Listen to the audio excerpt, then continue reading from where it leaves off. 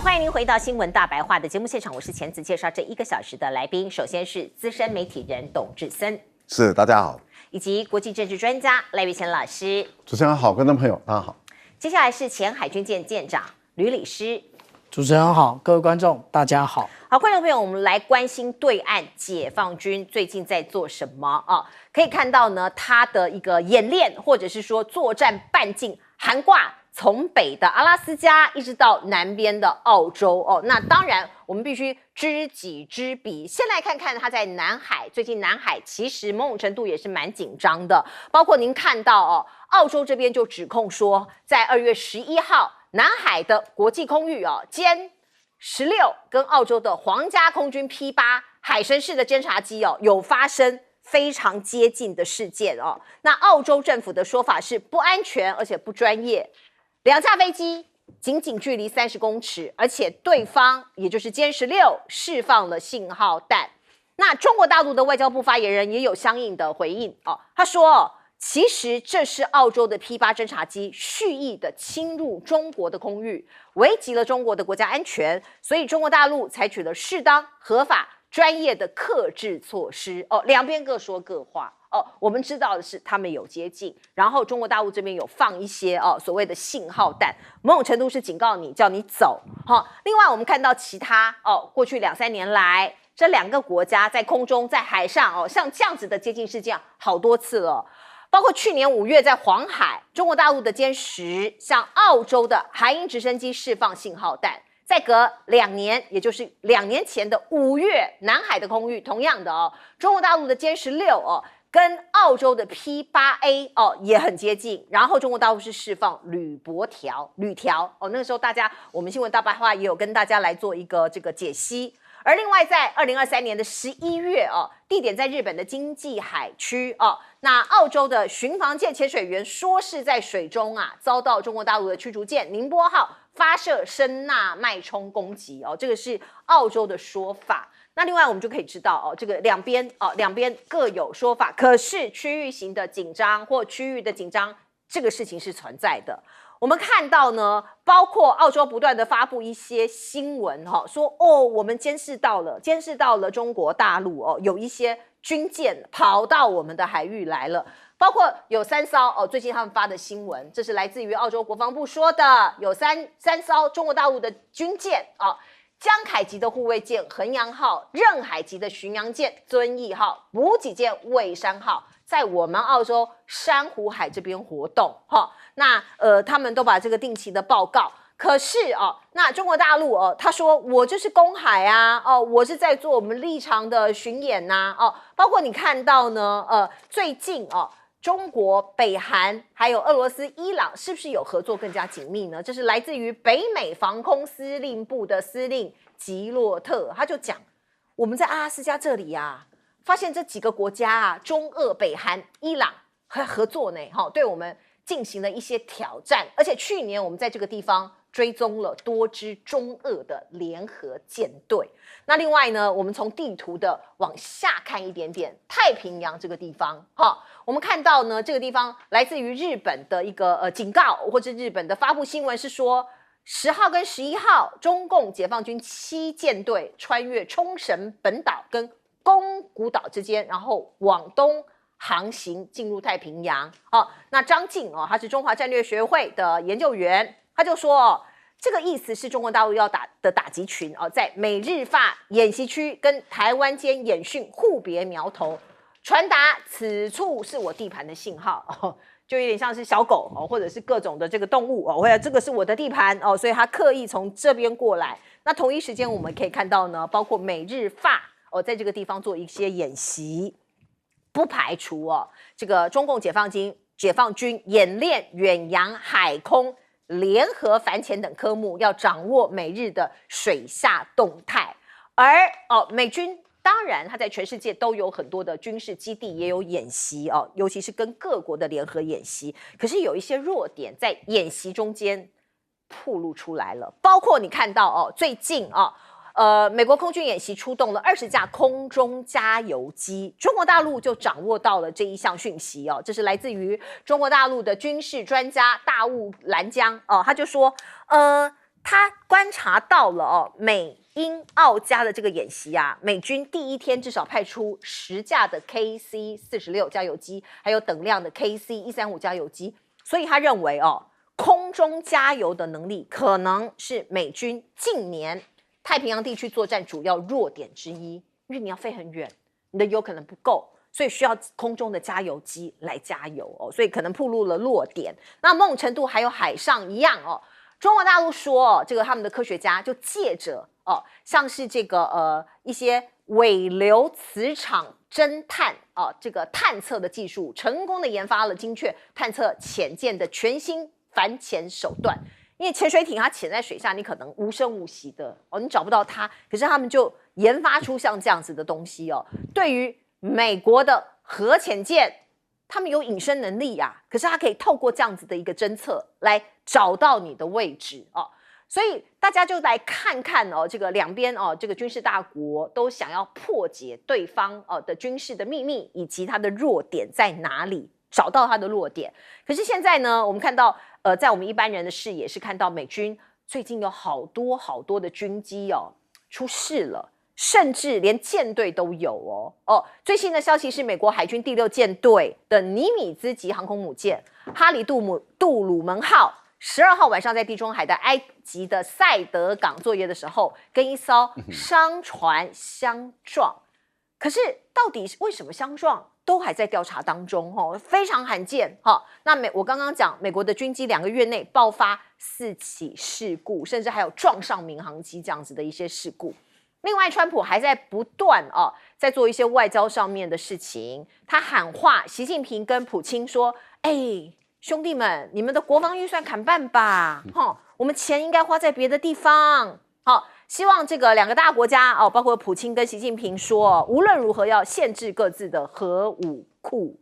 那这是他第2任的目标之一，就是希望这些强国可以把军事国防预算各砍一半。那另外我们也可以看到呢，包括这一个新闻也蛮特别的，这是美国国务院的预算里头，突然有人发现，编了4亿美元的东西是装甲特斯拉吗？Cybertruck它是要采购装甲版的这个数位化的这个的一个 truck。那归咎于可是这个看起来是军武嘛，可是他把它归类于食品制造业。所以议员或者是媒体就觉得奇怪，这怎么会是食品呢？后来我们就看到特斯拉包括这个 Elon Musk 就发文说没有，我们否认这件事情就是国务院就赶快把这个文件把特斯拉移出这个项目所以有一些蛛丝马迹就出来了。来请教赖老师。中澳关系好像在和缓嘛然后我们也看到澳洲花了2年多的时间。总算缓和了跟中国之间的关系，中国也开始恢复对澳大利亚的一些采购过去的禁令比较多，包括龙虾啦，包括红酒啦，很多东西都是禁止的那现在陆陆续续在开放了，怎么突然间又变了呢？因为前段时间才很好怎么突然间马上又发生了变化？这个跟这个 QUAD 有关，也就是说，在川普就任的那一天澳大利亚、日本跟印度的的外长都有到美国去，然后结果在第2天，也就是卢比奥被参议院通过任命国务卿的第2天，他们就召开了川普任期内第1次的 QUAD 的会谈，那也就是美日印澳的外长会谈。那卢比奥当然要求其他3个国家说，你们既然要求我的政府就是川普政府继承拜登，那么继续推动这个 QUAD， 那你们一定要递下投名状。那怎么样递下投名状？就是你们要做一些事情嘛，做一些事向我证明你们是愿意在南海挑衅中国大陆的。因为 QUAD 的设计本来就是为了对付中国，要遏制中国的这个菱形包围圈的一个出海嘛。那他当然要求这些国家做动作，所以我觉得澳大利亚是率先做这个动作了。为什么我们会这么说因为我们要问的是，澳大利亚你的军机跟中国大陆的军机发生相遇是在哪一个地方？是在你家门口还是在中国的家门口？那很明显的，不但是在中国的家门口，还是在中国的上方，也就是在西沙群岛的领土，也就是领空的上面，也就是你已经进入了领空了，12海里嘛，那你已经进来了。进来了，以中国大陆的反应来讲，当然就是把你赶走。那赶走你不走，那就抵近，接着那当然谢光弹就打出去了。这个目的在哪里？把你逼走。那换言之，也就是说，你到中国的家门口，到西沙群岛的领空被驱逐走，这个对大陆来讲，他觉得我这是专业的，这是第一个动作。第二个，马上对澳大利亚实施严正交涉。这个在外交上的严正交涉，就是说到目前为止，我们还不会打起来，但是我已经把我的态度跟你很明白的说了。如果你再不改善，你如果继续再这样做下去，那我就会升级了。那也就是说，中澳之间的关系又开始拉上紧张了。我现在可以用外交谈判的方法来处理，你听不进去，那我们就再度的升级，那慢慢的又恶化了。那中澳之间的恶化的关系就会逐步的上升，这是第一次的外交的严正交涉了。那就要考验的就是现在澳大利亚的当局，你要揣测这个川普的政府是怎么样的一个态度。接着大陆的动作就更大了，大陆的动作这3艘的战舰，事实上是前一段时间我们正在讨论的，也就是经过菲律宾的那个巴西兰海峡的这3艘战舰。这3艘战舰经过巴士兰海峡以后，就往南走了。那当然就到了澳大利亚的这个外围，而且不要忘了，那还是在国际海域里面。所以基本上来讲，澳大利亚什么事都不能做，它只能够派出这个战舰在那个地方监视。那这代表什么？代表就是你到我家来，我已经就到你家来了。而且呢，未来中国的战舰环着这个澳大利亚的整个海域进行这个演习，进行巡逻，也会成为一个常态。我个人是认为，川普的一个国防预算的主张是没有道理了。为什么？因为国防预算我们基本上还是要看人均国防预算支出。美国才3亿多人口，编的国防预算8000多亿；中国14亿人口，编的国防预算2500亿。那减半是以人均计算来减半，那理论上讲，美国要减掉3/4，中国大陆维持不变，那可能就是相等了。是，而且我们台湾，我们赖总统才刚刚宣布要增加这个国防预算 GDP 的3%到3%，越来越多。来，请教舰长。刚刚主持人说过增加这个国防预算3%，其实不是川普要的，川普已经第3次讲到台湾，可是他讲的不是台湾的政府，他讲的是台积电，台湾基体电路公司。那不要一天到晚自称自己是棋手，不是棋子啊。我们第3节会讲到我想请问一下，那个泽伦斯基，他是棋手还是棋子？那至于说刚刚那个赖老师特别提到也就是说这个地点到底在哪里？在西沙群岛，这是第一次吗？这不是第一次啊。那我们来看看之前那个加拿大也有干过同样的事啊。而且加拿大更进一步的，他带着记者去也就是 Global News 的记者去，然后 Global News 的记者就也拍到了歼16打这个热焰弹。那中国大陆不正视这件事吗？不，这个叫做抵近侦察。你为什么到其他国家的门口来嘞？那其实去年的淬火的这部影片，他有特别提到也就是说，他这边的飞行官他讲到那个进入了那个领海基线那他们立刻升空之后，这是我们刚刚讲到淬火的影片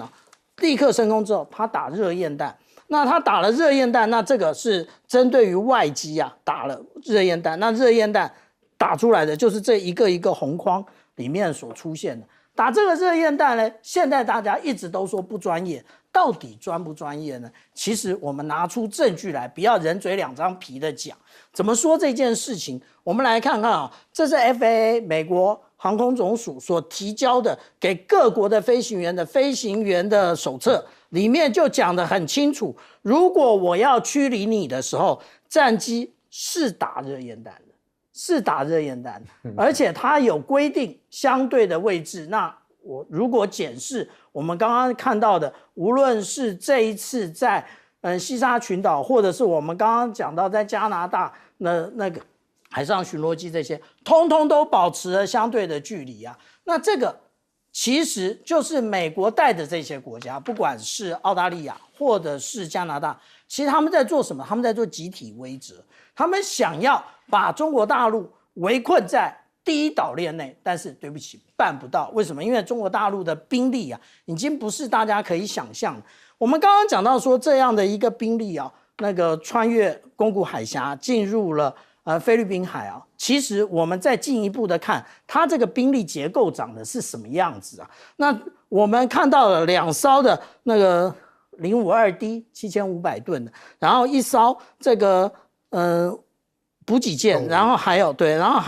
054A， 那其实呢，这些都只是护航兵力，真正的兵力在哪里？在右边啊，也就是我们所看到的071综合登陆舰4名3号。我一定要跟大家报告清楚，大家仔细看4名3号的这一个位置，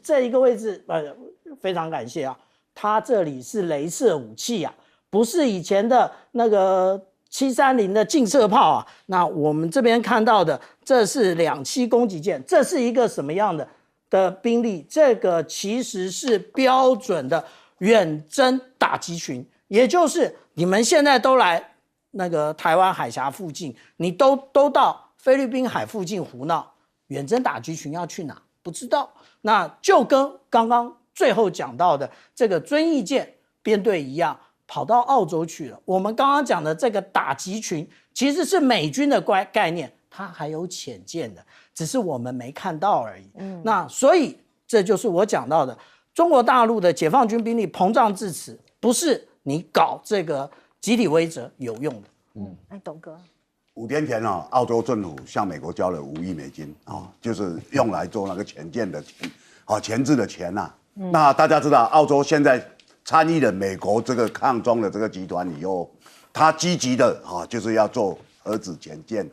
那当然了，大家可以看到了，那时候澳洲为此，他把原来跟法国签的约把它丢掉，让马克龙非常生气，怎么可以这样言而无信？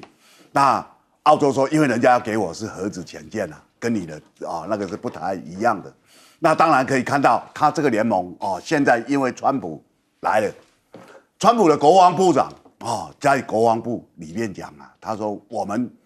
这个是非常坚定的，会支持过去拜登的主张。所以你可以看出了一个端倪是怎么样。川普现在急着我要把俄乌战争把它结束，那加沙走廊那边也要结束。我在军事上，我要好好的来对付中国大陆。各位不要被川普的语言所骗了。那他其实重心要把它移到这里。虽然他一直讲我跟习近平是好朋友，我们怎么样，但是这个绝对不要忽略川普把你视为首要的敌人，不管在军事或在经济上面，或在科技上面。我们其实如果看台海这2天其实紧张的就是驱逐舰美国的强森号，还有海彻号，包迪奇10号、12号2艘过来。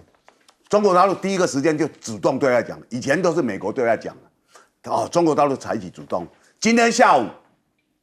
中国大陆国防部的发言人张小刚又再次的强调，他主动讲了，说如果美国还一直这样的话，那其实会让我们中国大陆的军队会更加的捍卫祖国的决心。所以他们也嗅到了说你们的动作不寻常，你们在这边搞演习，不管是红旗或者是竹鹰你们这些东西我们是了然在心，全部在我们监控里面。所以可以看到了将来这边的情况会更加紧张。各位不要认为说川普好像要跟习近平谈了，要跟普丁谈了，这个其实我觉得是他打出来的一个错觉。那中国大陆显然也有这样的警觉，这是整个目前的状态。是没有错，现在最大的变数可能就是川普了。川普磨刀霍霍，丢出所谓的关税平等、对等关税，而且他说没有一个国家逃得掉，我会对每个国家量身定做。习近平看起来老神在在，好，我们先来看看川普这边，他在社群平台发文说，对等关税会让美国再次伟大。好，那习近平的部分呢是说，我不急着打电话给你，因为《纽约时报》就有一个报道说，习近平不急着跟川普热线，一直泰然自若，反映他正向川普说明，我不会被你的关税战给吓倒。可是其他国家解释的解释哦，派人去沟通的派人去沟通哦，或者是低头的低头哦，看起来都很害怕哦。包括我们台湾，包括我们中华民国，而这个中国大陆驻美国的大使谢峰哦，也说了一些话。他说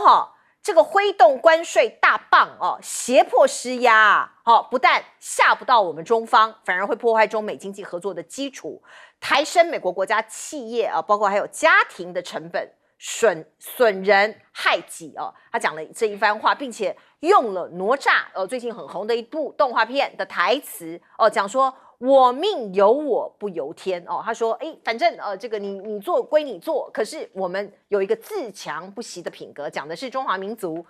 的一个百折不挠的一个精神那另外我们看到呢，我刚刚讲的很多国家其实是买单的，或者是低头的或者去沟通的。那看到印度这个国家，莫迪呢就急着去会普京川普跑去见了川普说这个因为川普在第一个任期的时候就曾经说印度是关税之王常常抱怨抱怨这个印度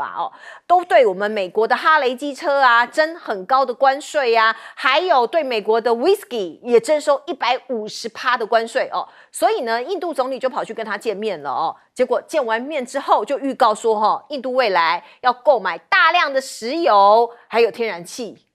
其实跟石破茂很像石破茂见完川普之后不是也要买很多的天然气吗？那另外印度不一样的地方是他会修改他们的政策，让美国的核能科技进入印度市场。那印度到底换到什么？说是美国会对他军售包括提供印度 F-35的隐形战斗机。那印度看起来呢，因为过去他对中国大陆对美国其实也都在摇摆，那现在呢他看起来也跟着川普大哥开始要加征关税，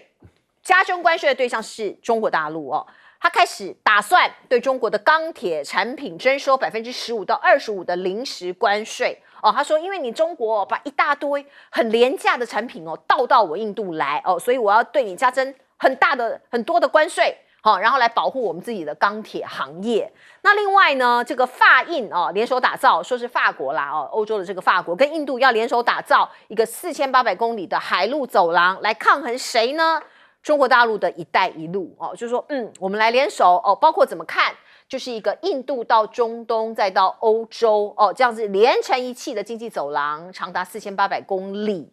那要变成一个经济上面的一个廊带那这个莫迪就很有野心，他说接着我们可以延伸到越南延伸到越南以及缅甸就可以跟中国大陆的一带一路来相抗衡，而且这两个国家都是新的一带一路的成员国，所以你看到这个世界的局势真的有很大的改变合纵连横。而欧洲的部分，因为欧洲对美国来说也是逆超这个中国的这个欧洲卖很多东西给美国就逆差啦，所以美国可能如果要做关税的平衡的话很多产业都抓了蛋，包括什么呢我们看到欧盟每一年这个是这个卖给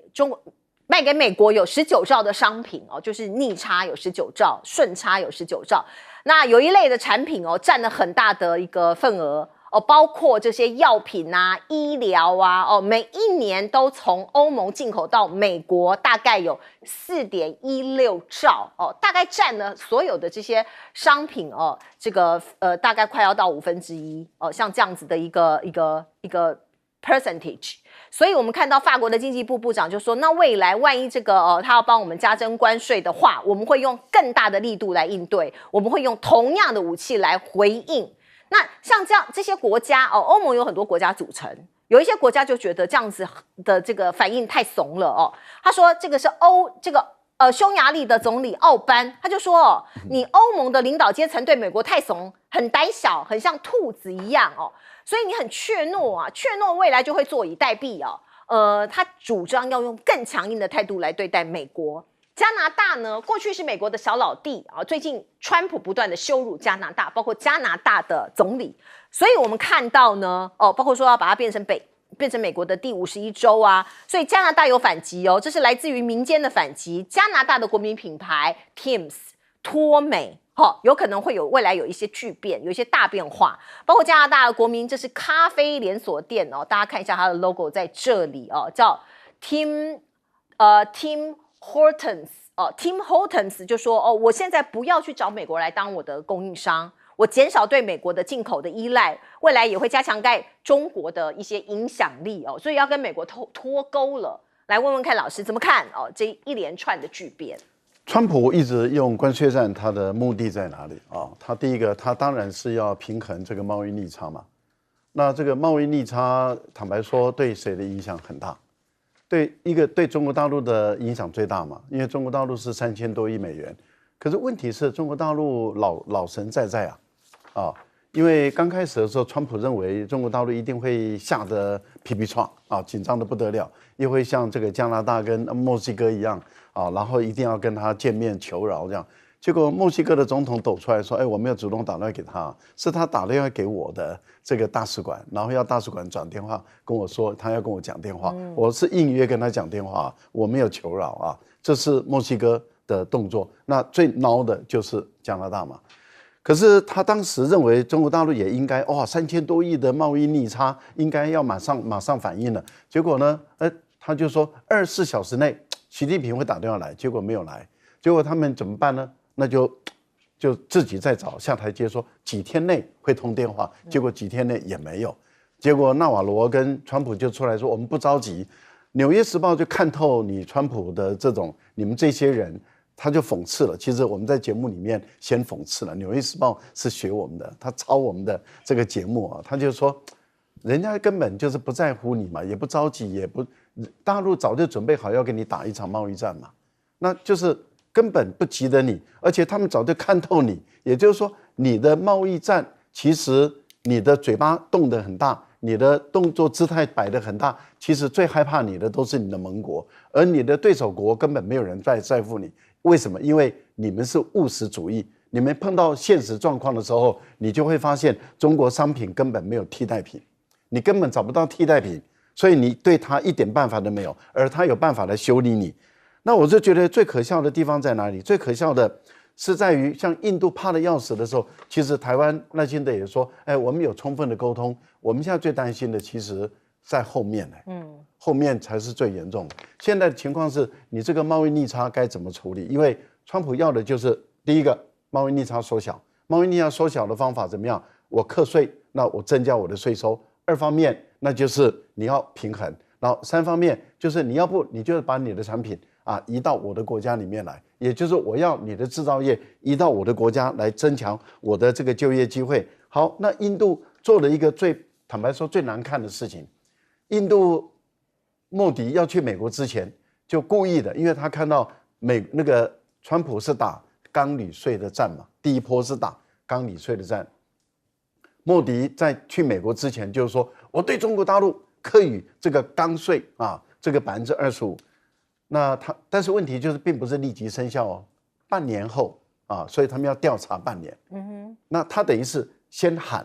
然后再看看这样川普你满意了吗？我打给你看，我打中国给你看了，这样你满意了吗？结果呢，两个人记者会的时候谈到关税的时候，川普说印度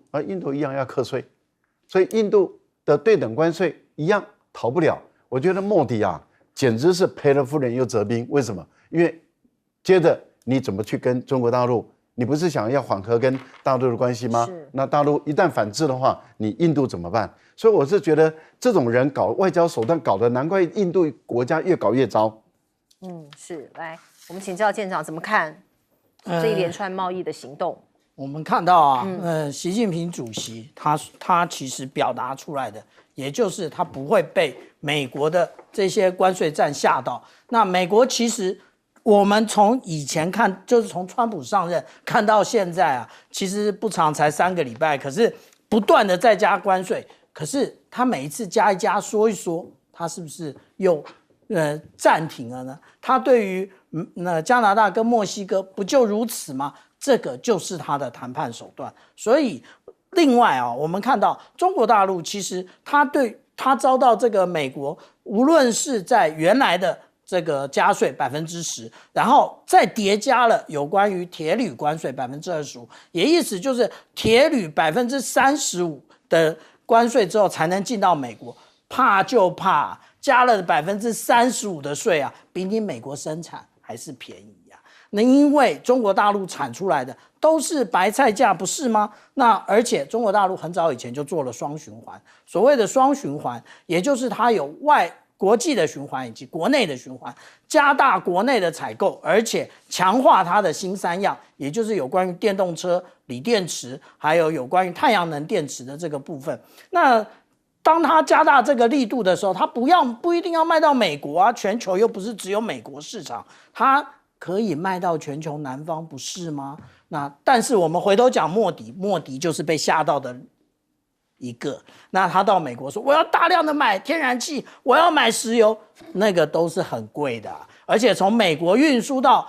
印度，那个运费有多少钱呢？但是我们必须要这样讲啊，全球也真的只有印度可以这样做啊，也就是我们前段时间看到的印度航空展，我们可以看到F-35跟俄罗斯的苏凯57竟然在同一个机场，而且相隔不到5公尺啊，那只有印度办得到。但是这件事情其实很严重，影响到了地缘政治。为什么？因为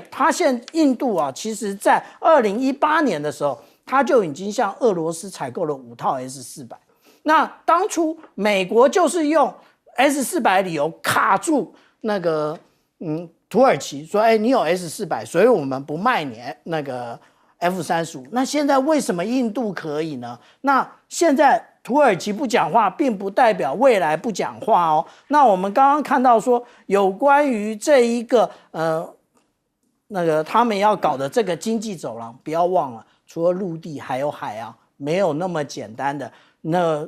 印度先把自己的基础建设搞好吧，不要发这么大的宏愿，其实根本做不到。董哥，大家看俄乌战争以来里面最投机的就是印度。印度跟俄国人买多少石油天然气，趁机捡便宜就是半价就买到了，所以它大量的储存。那美国其实看在眼里，我们跟欧洲这些国家都在抵制，抵制的受伤累累。你看德国的能源涨价涨这么高，整个国家的经济就被拖垮了。德国以前是欧洲最强的，所以大家为了抵制俄国，然后搞到最后自己伤痕累累。结果印度印太联盟他自己跑去跟俄国人示好，去捡便宜，这种国家川普最痛恨了。所以你虽然做了很多动作，这个是没有用的。那我们可以看到，其实这些年来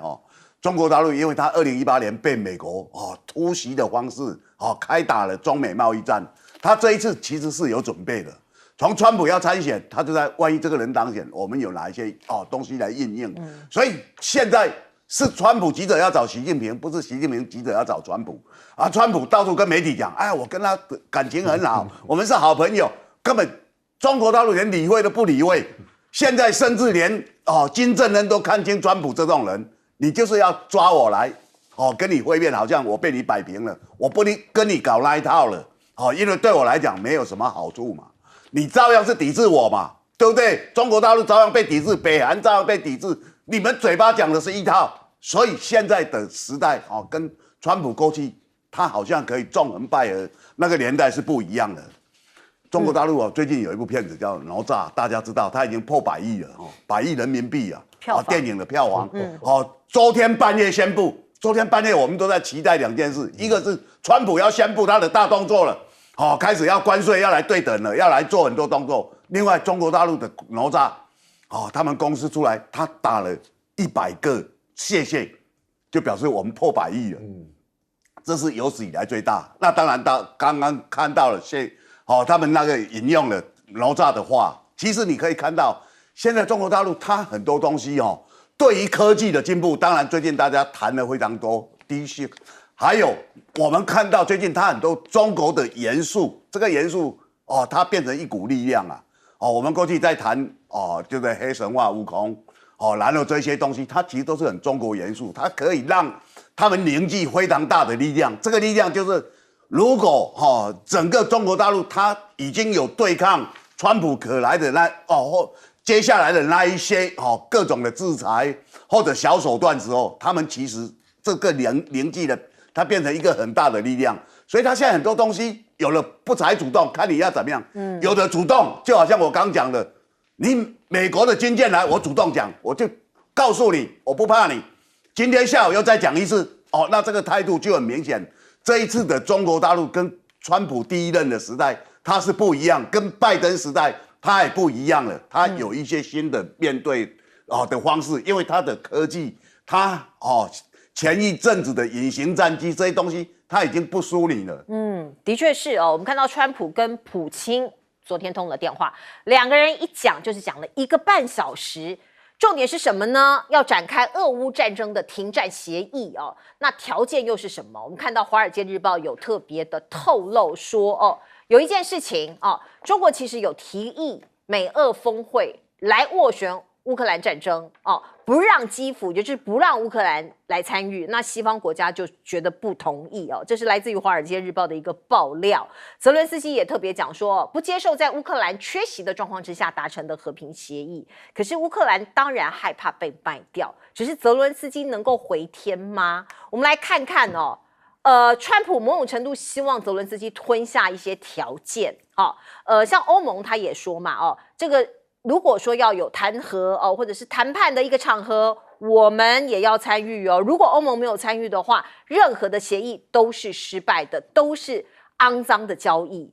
我们刚刚看到这个乌克兰的命运会是什么，大家都很关心，会不会变成弃子被抛弃？川普说俄乌将一同参与停火谈判，我不会抛弃你乌克兰，你也会上谈判桌可是所谓的这个条件内容是什么？现在是大家最想要知道的。我们从美国国防部部长塞赫斯的嘴里可能可以听到一些讯息，包括他讲因为乌克兰其实有讲过他的想望讲过他们的条件是说要恢复2014年前的疆域，也就是说现在被俄罗斯占领的那些乌东的土地都要还给我们。可是塞赫斯讲说这是不切实际的不可能的代志，乌克兰应该要放弃申请加入北约，也别想夺回俄罗斯所占的领土。哇，真的是赔了夫人又折兵某种程度退到比2014年前更糟糕的一个状况那我们看到呢，乌克兰现在能够打的牌其实很少，它的天然资源是很多啦，所以他就想到用稀土来当做自己的安全盾牌那稀盾吗？大家想一想，是不是很像细盾我们过去不是讲这个台积电是我们的这个细盾吗？可以保护我们台湾吗？现在泽伦斯基也这样想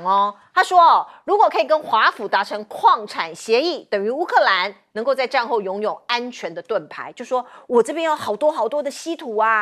蕴藏很多，然后价值连城你川普来帮我开发，然后给我安全保障，大概是这样的意思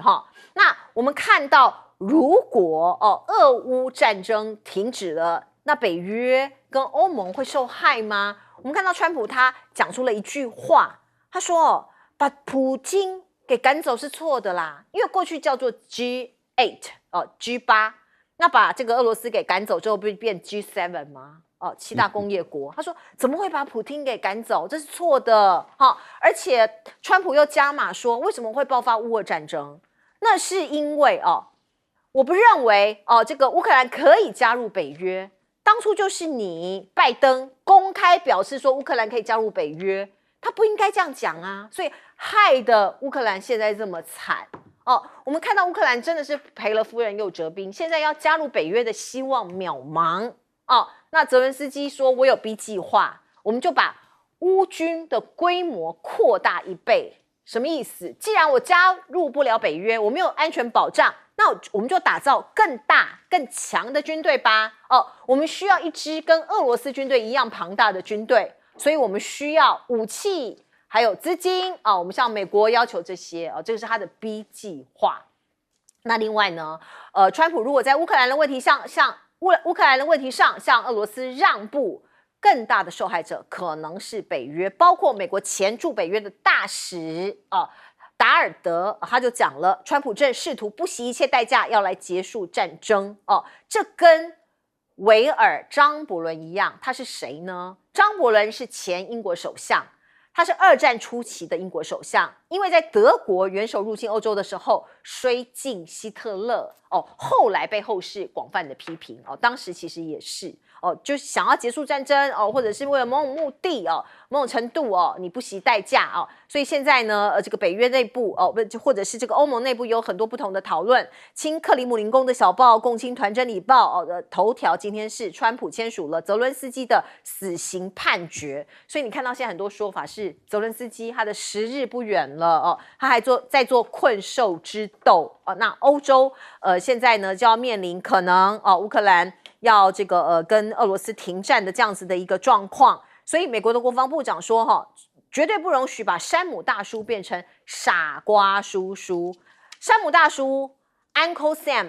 不可以变成 Uncle Sucker 哦，这个很多的你来我往。而另外呢，我们看到因为川普不是要买这个各种的格陵兰啊，买这个买那个吗？哦，所以现在全世界各地也在讽刺川普，包括丹麦。丹麦说好啊，我可以联署啊，买下你加州啊，把迪士尼啊变成我们的安徒生乐园。你要买我，那我也可以买你呀。哦，现在大家都发挥创意了。来，请教赖老师。美国国防部长这一次到欧盟去而且到北约，他传达了一个明确的一个讯号。这个明确讯号就是说，如果你欧盟不愿意听我美国人的意见，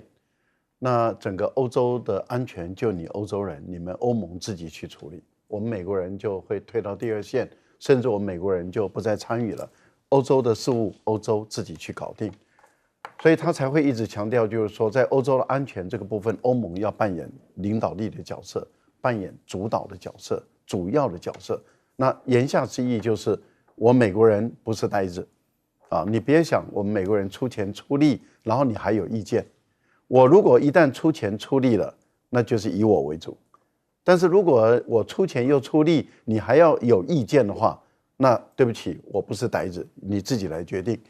我觉得他在排除障碍了。排除什么障碍？排除川普跟普丁会谈的时候，欧盟不可以参与这个障碍。那如果欧盟坚持的反对，那可以，那我美国人就不管了，由你欧盟自己来管了，因为这个态度已经讲得很明白。那我们现在看到欧盟真的是气急败坏了，因为川普他已经明确的说他跟普丁已经谈好了，现在已经开始接着要进行的是幕僚作业了，那也就是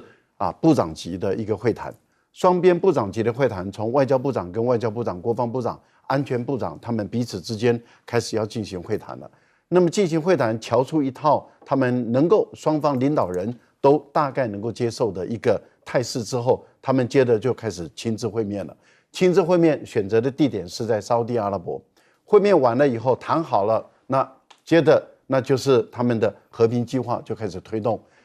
欧洲不能参与，乌克兰不能参与。那也就是说，你欧洲跟乌克兰的泽连斯基，你如果来参与我跟普丁之间的谈判，杂音太多，变数就太多。你泽连斯基一定讲你的话，你欧洲一定讲你的话，那我美国算什么？所以这是《华尔街日报》爆料的内容。对，就是如此。所以我觉得已经很明白了。那也就是说，第一个就是乌克兰永久不能够加入北约了，他就是要维持永久的中立，可以亲西方，但是永远要中立。第二个，俄国拥有的领土就归俄国所有了，那你乌克兰的稀土要给我美国。而且要俄国买单的地方是，一旦我美国拥有的稀土，你要确保它不会发生战争。我觉得这个部分里面，对于美国人来讲，就是他要的，他什么东西都要到，然后买单的就是你乌克兰、欧洲，你们要买单。很惨呐。我们进一下广告。很惨也会。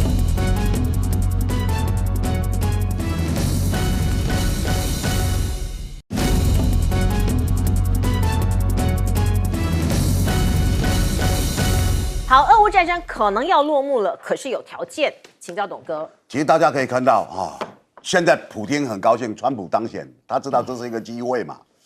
那这个机会是怎么样？他4天前他把一个美国人在那里犯罪，他把他还给美国。这个人被判15年，因为持有大麻嘛。那这个就是一个善意让很多美国人很高兴，说：“哎，普丁不是铁板一块啊。”那其实他知道川普也早早想结束这场战争，而且川普非常讨厌泽伦斯基因为你每天来跟我携手无度，那这个对美国来讲是一个负担。记住川普他就是一个商人如果做的对我没好处，我是不做的就这么简单。那乌克兰今天拿我美国那么多的钱最多，然后又拿了欧洲那么多的钱，结果打了仗也打得不怎么样。川普急着想解释想把它结束掉。这结束是他从选举之前的承诺到现在，过去讲说我只要当选第一天就会结束那后来就把时间拖长了。可是对他来讲，他心里还是有一个赶快解决掉的一个焦虑，因为这个比较不像加萨走廊那么容易解决。加萨走廊是他的小弟以色列是等于说摧枯拉朽那这里是不一样的。那我觉得说川普他现在想早早的结束这2个战场，是要用其他的余力来对付中国大陆这是很明确的。所以在这个俄乌战争里面，对川普来讲他最喜欢讲的一句话：当年如果是我连任，根本不会有俄乌战争就是表示说普丁不敢打，也不会打，那我也不会同意泽伦斯基这样去乱搞。川普还讲了什么话？就是昨天讲了，泽伦斯基已经快下台了啦，他也没有什么民调啦他民调基础很低的啦。为什么讲泽伦斯基要下台是谁先讲？是普丁先讲。普丁上个礼拜就讲我们不跟他谈，他的任期去年5月就到期了，他现在借着战争自己一直延任那他没有民意基础。我普丁去年是重新又选上了，我有民意基础啊。所以光这个话，美国马上就接收了，就说就是你泽伦斯基的民意基础，你的代表性是不足的。那这个态度可以看到了，就是川普的态度。是我们赶快进一下广告。